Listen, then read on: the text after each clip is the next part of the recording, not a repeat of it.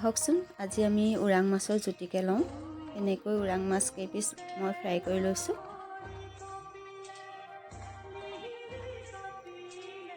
আজি বিশেষ একো নাই, সেয়েহে আজি আলুৰ লগতে বনাইছোঁ। এয়া নিমখ দিছোঁ, হালধি দিছোঁ।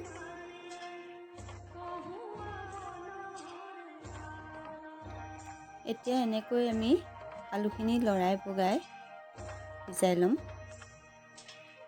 তাৰ পাছতে আমি বিলাহী কাটি থৈছোঁ, বিলাহী দি দিম। বিলাহী দিলোঁ। এতিয়া অকণমান সিজালৈ আমি বাট চাম। আৰু এতিয়া আমি মাছ কেইপিচ দি দিলোঁ। মাছৰ যিটো টেষ্ট সেইটো ওলাবৰ বাবে। তাৰপিছতে এতিয়া আমি পানী অলপ দি দিছোঁ। আৰু এয়া এতিয়া আমাৰ হৈয়ে গৈছে। এনেকৈ আমি লৰাই বগৰাই দিছোঁ। আৰু এতিয়া হৈ গ'ল আমাৰ ভাজিখন। আৰু আমি এতিয়া এনেকৈ ভাত বাঢ়ি লৈছোঁ। আৰু আজিৰ জুতিটো আমি লৈ লওঁ উৰাং মাছৰ। আপোনালোকেও খাবহি উৰাং মাছটো আনি, খাবলৈ বহুত ভাল।